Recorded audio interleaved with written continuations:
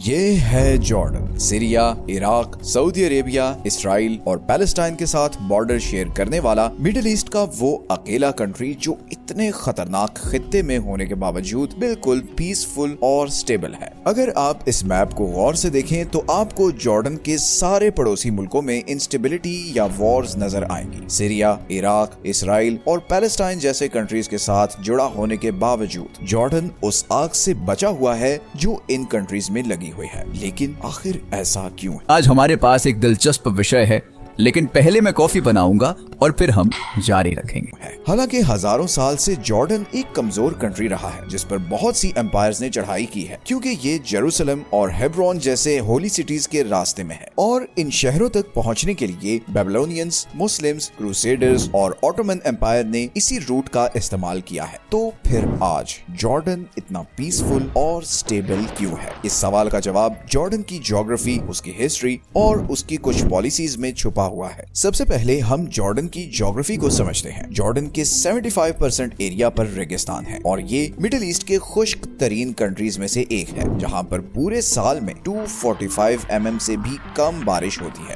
Jordan کی صرف 12% زمین ایگریکلچر کے قابل ہے اور اسی لیے اس کا 70% فوڈ باہر سے امپورٹ ہوتا ہے۔ جارڈن کی 90% آبادی بھی اس 12% زمین میں رہتی ہے اور باقی سارا ایریا تقریباً خالی ہی ہے۔ جارڈن نیچرل ریسورسز کے معاملے میں بھی اتنا خوش قسمت نہیں ہے۔ جہاں پورا مڈل ایسٹ آئل اور گیس ریزرو سے مالا مال ہے، وہیں جارڈن میں صرف ایک گیس فیلڈ ہے جس سے جارڈن کا صرف ایک ہی پاور پلانٹ چلتا ہے۔ جارڈن کی باقی ساری انرجی سپلائی باہر سے امپورٹ ہوتی ہے۔ تو جیوگرافیکلی اور ریسورس وائز جارڈن شاید مڈل ایسٹ کا سب سے بدقسمت کنٹری ہے، مگر یہ ڈس ایڈوانٹیج ہی جارڈن کو سم وٹ سیف بھی بناتا ہے، کیونکہ جس جگہ کوئی ریسورس ہی نہیں تو وہاں گلوبل سپر پاورز ڈائریکٹلی یا انڈائریکٹلی کیوں انوالو ہوں، جیسے سیریا یا عراق میں ہو رہا ہے۔ اسی طرح اگر ہم جارڈن کی ہسٹری دیکھیں تو وہ اس کے آج کی سچویشن کے بالکل اپوزٹ ہے۔ جارڈن پر ہمیشہ سے مختلف امپائرز اٹیک کرتی اور اسے کنٹرول کرنے کی کوشش کرتی رہی ہیں۔ آج سے 3000 سال پہلے جارڈن پر 3 کنگڈمز امن، مواب اور ایڈوم کا راج تھا، لیکن پھر کچھ ہی عرصے بعد یہ تینوں کنگڈمز اسیرین امپائر کے کنٹرول میں چلی گئی۔ پھر کچھ برسوں بعد بیبلونینز نے اس سارے ایریا پر قبضہ کر لیا۔ پھر 5th سینچری کے آس پاس یہ سارا ایریا پرشین امپائر کے کنٹرول میں چلا گیا، اور پھر گریک امپائر نے پرشین امپائر کو شکست دے کر اس ایریا کو اپنے کنٹرول میں لے لیا۔ گریکس کے بعد یہ ایریا رومن امپائر کے کنٹرول میں چلا گیا، جس نے پھر اس سارے ایریا کو کلچرلی اور ایڈمنسٹریٹولی بہت چینج کر دیا۔ لیکن پھر پرشین امپائر ایک بار پھر ابھری اور 6th سینچری کے آخر تک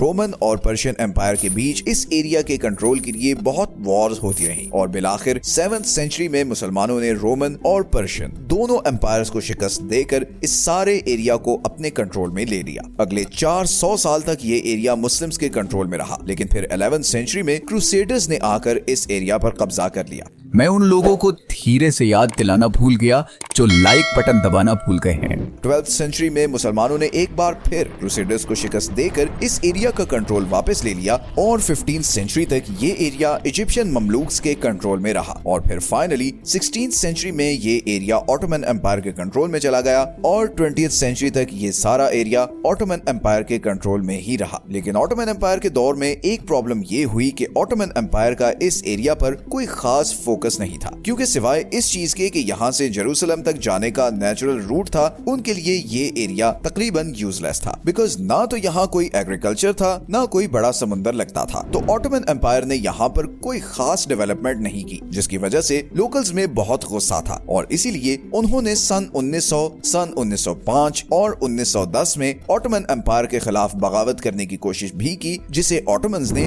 پوری طرح کچل دیا۔ مگر لوکل جارڈینینز نے اس گھاؤ کو ہمیشہ یاد رکھا، اور ورلڈ وار 1 میں انہوں نے آٹومن امپائر کے خلاف برٹش امپائر کا ساتھ دیا، اور جب ورلڈ وار 1 ختم ہوئی تو جارڈن برٹش امپائر کی ہی کالونی بن گیا، اور 1946 تک برٹش کنٹرول میں ہی رہا۔ 1946 میں جارڈن برٹش کنٹرول سے آزاد ہوا اور ورلڈ میپ پر ایک انڈیپینڈنٹ کنٹری کے طور پر سامنے آیا۔ اب جارڈن کا نام تھا ہیشمائٹ کنگڈم آف جارڈن، اور اس کے بادشاہ تھے کنگ عبداللہ حسین۔ مگر آزادی کے بعد جارڈن ایک کمپلیکس سچویشن میں تھا۔ اس کے بالکل ساتھ साथ एक नई आबाद होने वाली स्टेट ऑफ इसराइल थी, जिसके खिलाफ सारा अरब था। आजादी के 2 साल बाद ही 1948 में जॉर्डन 7 अरब कंट्रीज के साथ मिलकर इसराइल के खिलाफ वॉर में चला गया। इस वॉर को फर्स्ट अरब इसराइल वॉर भी कहते हैं। इस वॉर में जॉर्डन ने वेस्ट बैंक और ईस्टर्न जेरूसलम तक कब्जा कर लिया। हजारों फलस्तीनियों ने किंग अब्दुल्लाह को अपना बादशाह मान लिया और 1967 तक वेस्ट बैंक और ईस्ट जेरूसलम जॉर्डन का ही हिस्सा रहे। फिर 1967 में 6 डे वॉर में इसराइल ने अटैक करके West Bank, Golan Heights, Sinai और गजा पर कब्जा कर लिया। फिर 1970 और 1973 में भी जॉर्डन और इसराइल के बीच लड़ाई हुई, जिसमें जॉर्डन को बहुत भारी नुकसान उठाना पड़ा। इसी दौरान हजारों की तादाद में फलस्तीनी रेफ्यूजीज जॉर्डन में आकर आबाद होने लगे और जॉर्डन ने भी सब रेफ्यूजीज के लिए अपने बॉर्डर्स खोल दिए। इन सब का जॉर्डन की इकोनॉमी और पॉलिटिकल सिस्टम पर बहुत बुरा असर भी पड़ा और 1999 तक जॉर्डन में बहुत ज्यादा पॉलिटिकल और इकोनॉमिक इंस्टेबिलिटी रही। और अब यहाँ ये सवाल आता है कि फिर 1999 के बाद ऐसा क्या हुआ कि आज जॉर्डन इतना स्टेबल कंट्री बन चुका है। असल में 1999 में जॉर्डन के उस वक्त के किंग बहुत बीमार थे और उन्होंने किंग अब्दुल्लाह II को अपना जानशीन बनाया। किंग अब्दुल्लाह II ने आते ही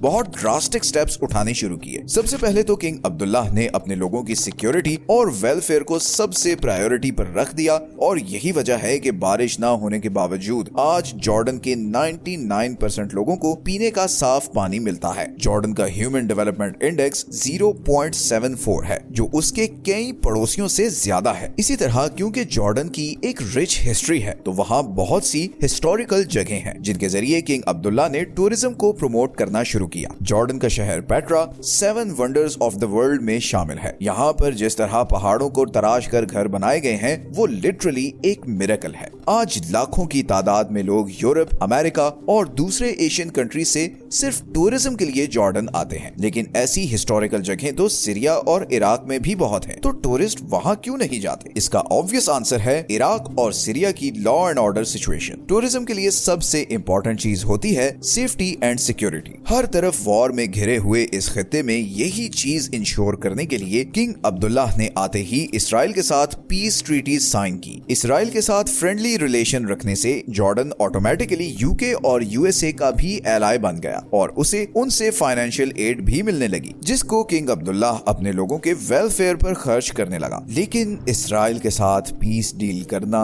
एक 2 धारी तलवार थी, क्योंकि सारा अरब इसराइल के खिलाफ था। तो ऐसे में अरब कंट्रीज ने जॉर्डन के खिलाफ कोई एक्शन क्यों नहीं लिया? इसकी एक बहुत बड़ी वजह यह है कि जॉर्डन पूरे अरब बल्कि पूरी दुनिया में सबसे ज्यादा रेफ्यूजीज लेने वाला मुल्क है। जॉर्डन में 30 लाख पैलेस्टीनियंस, 11 लाख के करीब सीरियंस और हजारों इराकी, चेचन और आर्मेनियंस आबाद हैं। इतने रेफ्यूजीज अपने मुल्क में रखने की वजह से सब कंट्रीज जॉर्डन की रिस्पेक्ट करते हैं, बिकॉज अगर जॉर्डन इन रेफ्यूजीज को ना लेता तो फिर ये सऊदी अरब और दूसरे गल्फ कंट्रीज के लिए मसला खड़ा करते। इसलिए अरब कंट्रीज इसके बावजूद कि जॉर्डन ने इसराइल के साथ पीस डील कर रखी है, वो खुश हैं कि जॉर्डन ने इन लाखों लोगों को अपने मुल्क में पनाह दी हुई है। और सिर्फ यही नहीं बल्कि उनके साथ बहुत अच्छा सलूक भी किया जाता है। और यही वजह है कि 2011 में अरब स्प्रिंग के बहुत ही कम असरात जॉर्डन तक पहुंचे, बिकॉज जॉर्डेनियन किंग ने फौरन प्रोटेस्टर्स की डिमांड को पूरा किया और किसी भी किस्म की फोर्स इस्तेमाल करने के बजाय बड़े ही आराम से उनके साथ डील किया। तो इस न्यूट्रलिटी और हॉस्पिटैलिटी की वजह से जॉर्डन के सभी पड़ोसी उसकी रिस्पेक्ट करते हैं, क्योंकि उन्हें पता है कि जॉर्डन ने उनका बहुत बड़ा बोझ उठाया हुआ है।